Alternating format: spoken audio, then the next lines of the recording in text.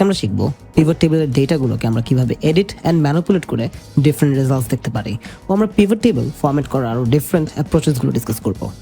Pivot টেবিলের one of the biggest strengths হচ্ছে এই টুলটা খুবই ফ্লেক্সিবল।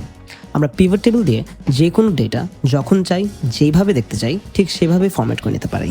ফর এক্সাম্পল আমাদের সামনে রয়েছে আগের ভিডিওতে জেনারেট করা ডেটা সেটটা, যার ভেতর ভ্যালুসগুলো হচ্ছে টোটাল রেভিনিউ ফিগারগুলো যোগফল বা সাম। ফর ইনস্ট্যান্স আমরা যখন এই সিটি ও ডেলিভারি মোড অপশনসগুলোর এগেনস্টে ভ্যালু হিসেবে সিলেক্ট করেছিলাম total revenue, Excel automatically total রেভিনিউগুলোকে যোগ করে আমাদেরকে একটা সাম অ্যান্সার দিয়েছে, উইচ মিনস টেবিলটার ভ্যালু সিলেক্ট করলেই দেখবো এখানে লেখা সাম অফ টোটাল রেভিনিউ। তবে আমরা যে ডেটা সেট থেকে সবসময় সাম বা যোগফল খুঁজবো তা কিন্তু একটা ভুল ধারণা। আমাদের অনেক সময় এস্টিমেট করতে হতে পারে অ্যাভারেজ বা গড় অথবা একটা কাউন্ট, কারণ আমরা হয়তো জানতে চাচ্ছি বরিশালে কত টাকার রেভিনিউ জেনারেট করেছে প্রতিটা অর্ডার, অথবা জানতে চাচ্ছি ঢাকায় ইন টোটাল কয়টা ইউনিক অর্ডার প্রসেস করা হয়েছে। এরকম সিচুয়েশনে আমাদের অটো সিলেক্ট করা সাম অপশনটা চেঞ্জ করে এক্সেলকে বলতে হবে ডেটা সেটে তুমি এবার অ্যাভারেজ বা কাউন্ট ফাংশনটা ব্যবহার করো। তো এবার সাম অপশনটা চেঞ্জ করবার জন্য আমরা যাব রাইট বটম কর্নারে এবং এখানে এই ভ্যালুজ এরিয়াতে সাম অফ টোটাল রেভিনিউ অপশনটা প্রেস করলে আমরা দেখব এখানে আছে ভ্যালু ফিল্ড সেটিংস নামে একটা অপশনটা সিলেক্ট করলে আপনারা দেখবেন আমাদের কাছে এখন অনেকগুলো ফাংশনের চয়েস আছে। এক্সেল অটোমেটিক্যালি সামটা সিলেক্ট করে রেখেছিল, তবে এবার আমরা নিচের এই অ্যাভারেজ অপশন লেখাটা সিলেক্ট করে ওকে প্রেস করলে আমরা দেখতে পারবো প্রতিটা অর্ডার গড়ে কত টাকার রেভিনিউ জেনারেট করেছে। অ্যামেজিং। এই সেম কাজটা আমরা একটা শর্টকাট দিয়েও করতে পারি। আমি এবার ডেটা সেট থেকে যে কোনো একটা ভ্যালু সিলেক্ট করব ও মাউসের রাইট বাটনটা ক্লিক করে এই সামারাইজ ভ্যালুস বাই অপশনটাতে যাব। এখানে কিন্তু আমরা সেই সেম ফাংশনগুলোই দেখতে পাচ্ছি। সো সিলেক্ট করে নিচ্ছি কাউন্ট অপশনটা। এখন টেবিলটা দেখলেই আমরা কিন্তু জেনে যাচ্ছি কোন শহর কোন ডেলিভারি মোড দিয়ে কয়টা অর্ডার প্রসেস করেছে। ফর এক্সাম্পল ঢাকায় বাসের সাহায্যে 211টা অর্ডার ডেলিভার করেছে কোম্পানি XYZ। আমরা এবার আরেকবার রাইট ক্লিক করে আবার সাম ফাংশনটা অ্যাপ্লাই করে দিব।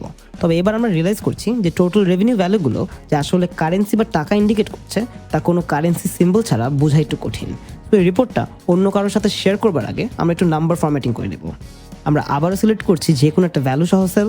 এবার রাইট ক্লিক করে উপরের দিকে রয়েছে নাম্বার ফরম্যাট অপশনটা সিলেক্ট করে যাব কারেন্সি সেকশনটাতে এবং এখানে ডলার ভ্যালুটা চেঞ্জ করে আমরা সেট করব বাংলাদেশি টাকার সিম্বল। তো একটু খুঁজে মাঝে গেলেই আশা করছি আপনারাও সিম্বলটা পেয়ে যাবেন। রাইট, এবার আমাদের নাম্বার ফরম্যাটিং শেষ ও ভ্যালুগুলো কারেন্সি ফরম্যাটে চলে আসছে। এই রাইট ক্লিক মেথড ইউজ করে আমরা আরও অ্যাডভান্স ওয়েতে আমাদের ডেটাগুলো ফরম্যাট করতে পারবো। ফর এক্সাম্পল এবার সিলেক্ট করছি আরেকটা সেল ও রাইট ক্লিক দিয়ে সিলেক্ট করে নিচ্ছি এই শো ভ্যালুজ অ্যাজ অপশনটা।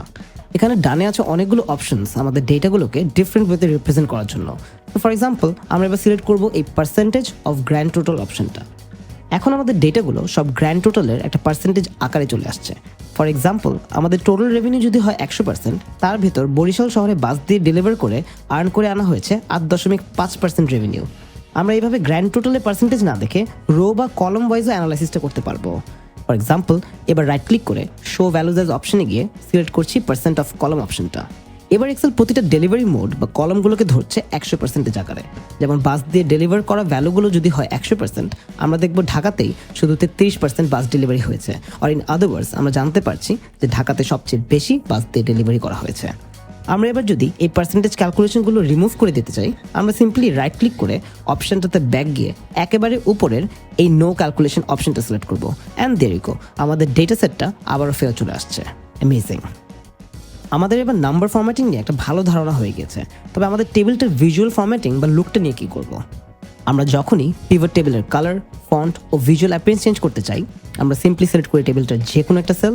এবার উপরে ডান দিকে একটা ডিজাইন ট্যাব চলে আসছে, যেটা প্রেস করলেই অনেক টাইপের পিভট টেবিল স্টাইলস আমরা সিলেক্ট করতে পারবো। তো এবার পিভট টেবিল স্টাইলস অপশনগুলো থেকে সিলেক্ট করে নিচ্ছি একটা ব্ল্যাক কালারের টেবিল। পারফেক্ট। আমরা উপরে এই বামের ব্যান্ডেড রো ও ব্যান্ডেড কলামস অপশন ইউজ করে হাইলাইট করে নিতে পারবো আমাদের রোজ ও কলামস। আর ফাইনালি একেবারে লেফটের অপশনসগুলো ইউজ করে আমরা চেঞ্জ করে নিতে পারবো আমাদের পিভট টেবিলের ভিজুয়াল লেআউট।